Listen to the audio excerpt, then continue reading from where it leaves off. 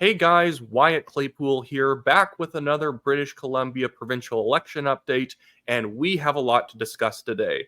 Not only do we have a new poll out from Research Co. I want to discuss later in this video, but I think we need to talk about David Eby and the BC NDP's flip-flopping on all of the issues, because I think this is going to become a central issue of the entire election.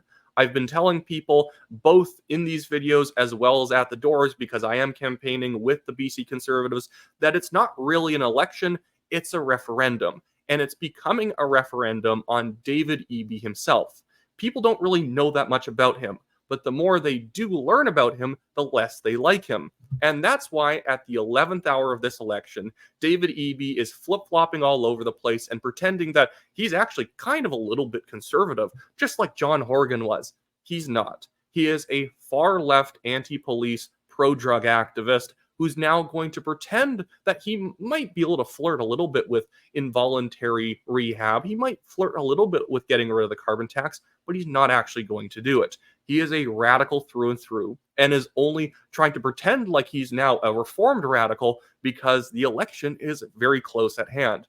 But before I get into some of those issues, just remember to subscribe to the channel, like this video, comment if you want, as well as make sure if you're a BC resident and you want to get rid of the BC NDP, please donate to the BC Conservatives. I have a link in the description below to donate to the Abbotsford South EDA, where I'm helping out. We are collecting in as much money as possible, and then we're going to hand it out to other ridings where we have a realistic chance of winning another seat for the BC Conservatives. This is a very winnable election. We're on a knife's edge, and the BC NDP have stacked the deck financially by passing all these stupid policies where they get like $1.86 per vote they got in the last election, given to them every single year. Plus, they got nearly 50% of their campaign expenses from 2020 also given back to them by taxpayers, whereas the BC Conservatives, because they only got 2% of the vote in the last election, basically get nothing back. It's absolutely pathetic, and David Eby is doing this in the name of democracy. So at least donate $100. You get $75 of it back,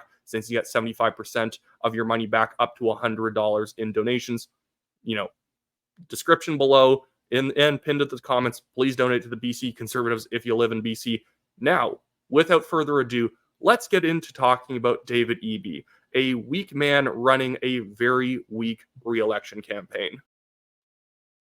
This is a video that he has posted to his own X account that I think really highlights just the charisma gap that David Eby has underneath the Conservative Party leader, John Rustad, out in British Columbia. John's not like a super big personality where he tries to take over the room. John will even tell you that, he has more of a personality of an accountant. That being said, John gives you confidence that he could actually run this province. David Eby gives you the impression that he would be more comfortable at a Columbia University occupation by Palestinian radicals than he would be comfortable at a business meeting. David Eby has only ever really been an activist or an ambulance-chasing lawyer.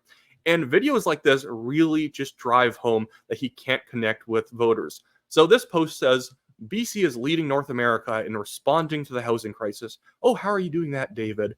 We're working to bring down rents and build 300,000 middle-class homes. John Rustad has tried to block all our actions, hand housing back to speculators and jack up your rent. That's a risk you can't afford. How is John Rustad blocking or trying to block any of your initiatives?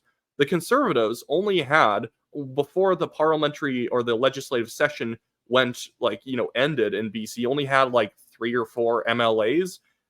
Well, what David's doing here is he's lying, and he hasn't done anything to meet the housing crisis. He's pretending we're leading North America because we have big ideas that they haven't implemented yet, and if they do, we'll just restrict the supply of housing because they keep putting more regulations, more stupid environmental regulations, codes, inspections required to be able to get a housing permit. It takes forever to get a house built in BC, and everything he is doing here is not going to help it. If anything, they're going to go after landlords and make people less likely to invest in housing in BC. And you should be, if you actually care about solving the housing crisis, One, we need immigration reduced, and the BC NDP have absolutely failed to push back on the mass immigration that Justin Trudeau has been subjecting the country to.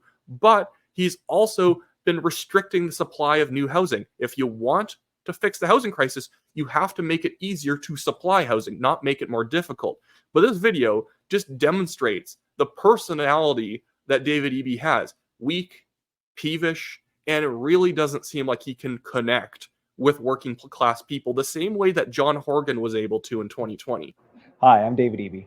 Since I became Premier 2 years ago, I made sure that our government was doing everything we could to address the housing crisis, leading North America with our full response, addressing speculation, getting more middle class homes built faster, and we're making progress. Rents are coming down, and we're setting records for rental housing construction. John Rustad and the BC Conservatives have opposed us every step of the way on these necessary changes. We can't afford John Rustad and the BC Conservatives. We can't afford higher home prices. We need action on housing. We need to bring those costs down, and that's exactly what we'll do.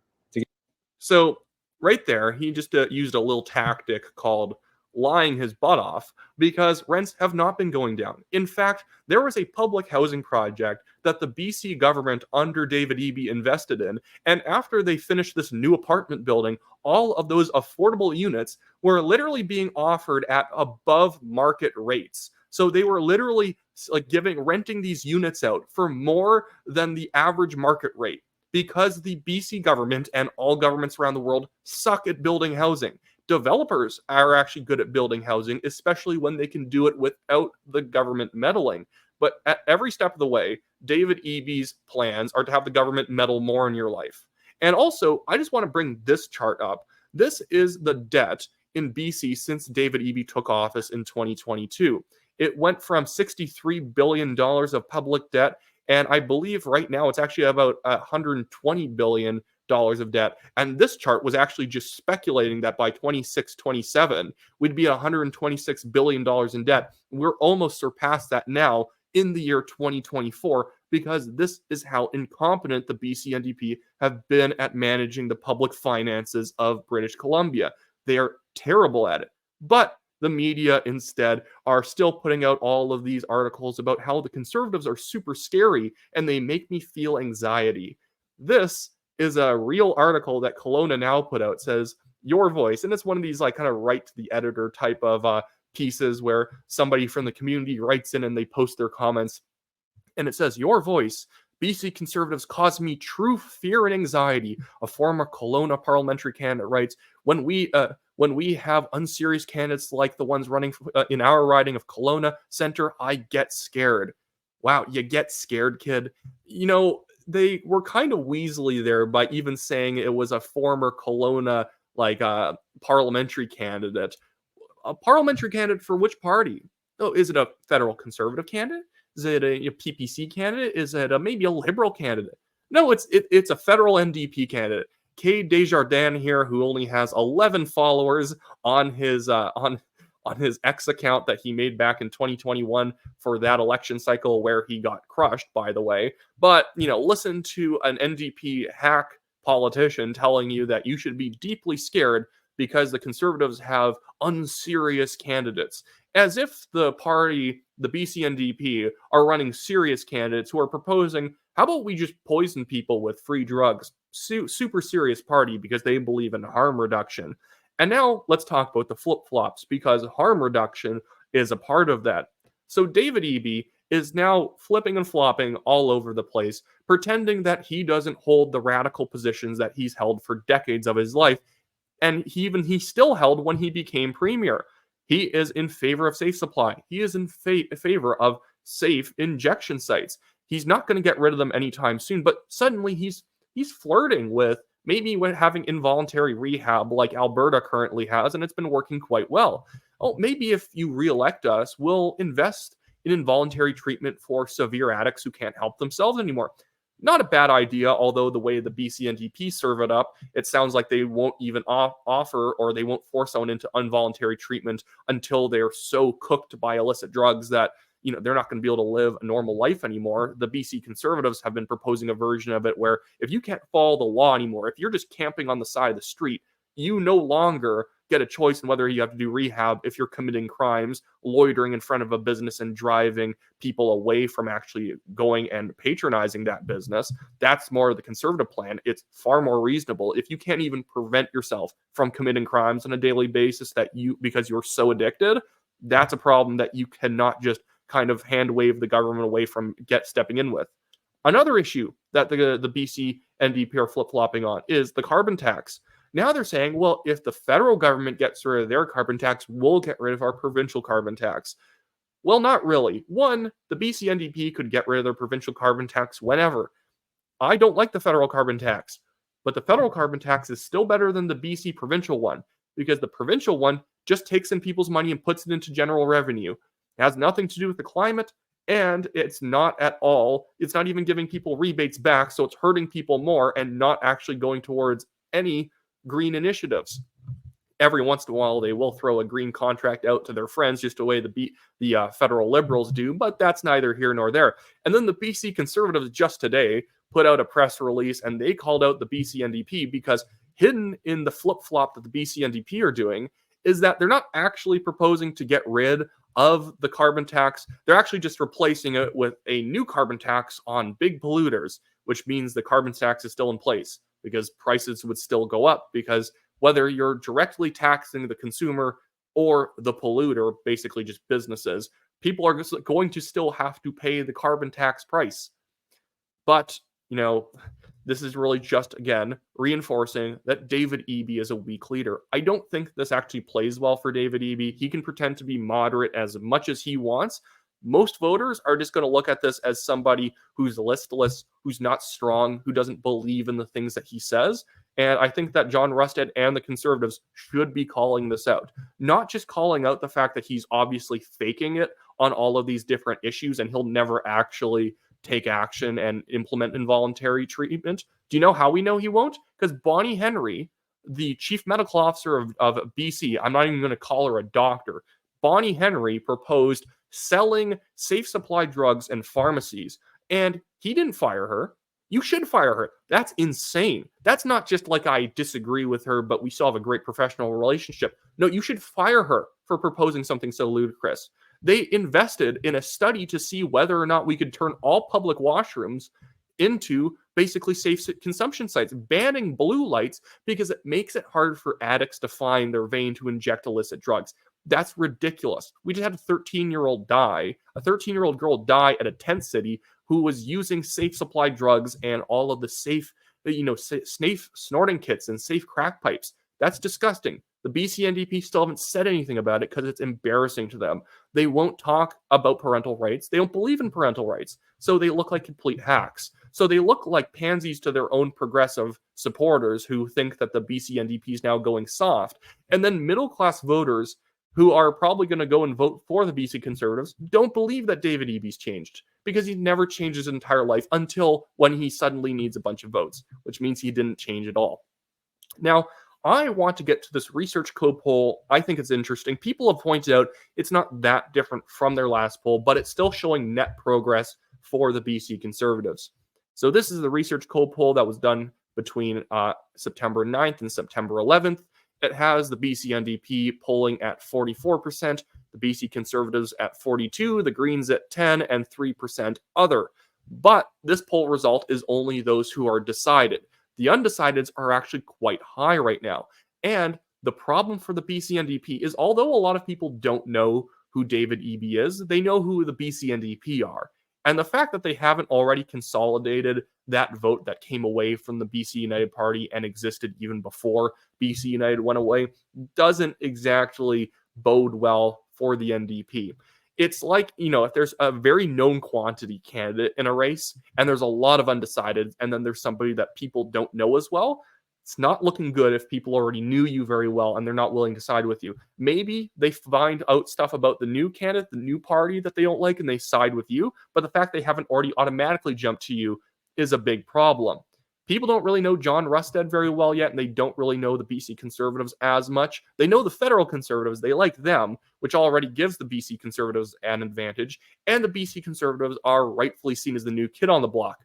The last time BC had a Conservative government was 1928. So, before the centennial, it might be nice to give the BC Conservatives another chance here since they haven't messed things up in the past 96 straight years. Regardless, right now, other than the fact that maybe if people get to know David Eby, they're going to like him. I doubt it. He comes off weak. He comes off as a flip-flopper. They're mostly going to side with the BC Conservatives. Now, I want to bring up the poll here because I think this is interesting to look at. So here are the results, the more detailed results from Research Co. I'm going to zoom in so you can see them here. But this is just asking people BC-wide, who are you thinking about voting for? They had a sample size of, I think, around 800 or so, 806 or so respondents. I usually like it if a poll is a little bit bigger. And remember, this is an online poll. Online polls tend to skew a little bit urban left because there's a lot more kids sitting at university, a lot more office workers who work government jobs who can take surveys online all day long, where you're not taking a survey online if you're like a farmer or you're a plumber. Maybe and you get home, but you're probably too tired to do something like that after you've been working a job like, a manual labor job. So when you add in undecided voters, of course, the BC NDP still lead by a bit, 39 to 37. BC Greens have 9. Another party has 3. Another party probably just means they want something different than the current government, though, so I could see those splitting towards the BC Conservatives. There will be some Christian Heritage Party candidates and some independent candidates, but I don't think they're going to be grabbing up that 3%. But undecided and not sure is at 12%. That's a massive amount of people to be undecided this close to an election. That's how many undecideds you assume that there exists a year before the election, not 35 or so days before the election. So I think that is going to do very good things for the Conservatives. You can see that men tend to be a little bit more decided than women. Only 10% of men are undecided, and they're mostly leaning BC Conservatives. It is mostly going to be where women are going to be going. 14% of women are currently undecided.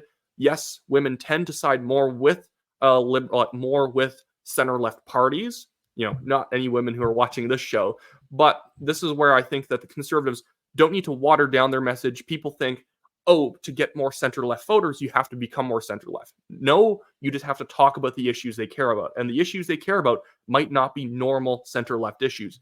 The BC Conservatives, and they have been doing this, and it's good, need to be talking about safety issues. We need to talk about crime. We need to talk about SOGI 123 because that's the safety of people's kids. And we need to talk about, getting rid of safe supply.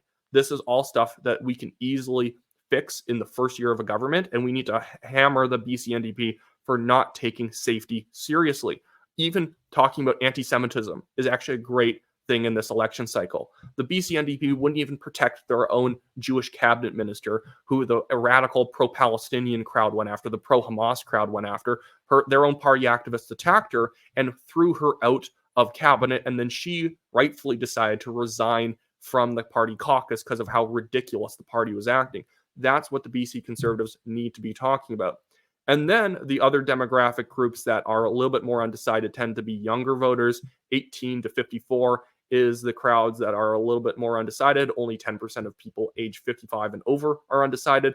And then you will see that the people who are undecided in terms of, I'm not showing this on screen because it's just getting to be a lot of numbers. The areas of the province where people are more undecided than not is Metro Vancouver, the Fraser Valley, Southern BC, and Vancouver Island. Northern BC tends to be very decided on where they're going. They're mostly going towards the BC Conservatives. And actually 15% of Northern BC people say another party, but that might be that they might be voting CHP. You never know. Or they haven't clued into the fact that the BC Conservatives are the main opposition to the NDP. But yeah, this is where I think we have a very good chance of winning. Hopefully it doesn't sound like I'm repeating myself. But when, again, a lot of people are undecided and the election is effectively a referendum. Do you like David Eby and the current BC NDP or do you not? I think the BC Conservatives are going to win when that question is put to voters. And that's exactly what the election question is. Do you like the current trajectory we're going in? Because if you vote NDP, we're just going to continue on that trajectory for another 4 years. You could stop the car and drive it in the other direction because the BC Conservatives are effectively the opposite of the BC NDP. And that's how they should present themselves. It doesn't matter if people call them extreme or radical or anything like that. It's not going to play well because people think the current government's extreme. You're not going to scare people by saying that the BC Conservatives are going to upend the way we do government in BC. That sounds like threatening people with a good time. People want taxes reduced. They want SOGI 123 out of schools. They want safe supply ended. They want safe injection sites kept out of their communities. They want, actual law enforcement. They want all those things. They want it to be easier to build a house. Basically, they want less government. And so that's where the BC Conservatives have a very good angle on winning a lot of middle-class voters who are just sick of being exploited by the government to be able to fund all their activist initiatives, which is exactly what David Eby will continue doing after the election. He will approve drugs being sold in pharmacies because if he actually disagreed with Bonnie Henry on that issue, he would have fired her. He doesn't disagree with her. He would have actually implemented involuntary treatment, and he would have gotten rid of the carbon tax if he actually believed in doing those things. He doesn't. That's why he's not actually going to do them after this election if he wins. So if you live in BC, you got to vote for the BC Conservatives. You got to donate to them. Donation link at the top of the comments, pinned there.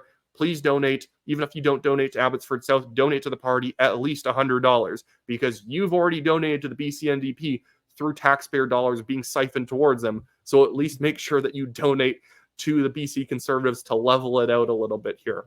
That should be it for me today, guys. Make sure you sign up for a lawn sign as well. I have a lawn sign link in the description below. Register for a lawn sign. We'll drop one off for you. It's free to register for one, and then we can make sure that we can paint the entire province blue. The election's on a knife edge, but I do believe that we will be winning when the election is all said and done. Have a good one, everyone.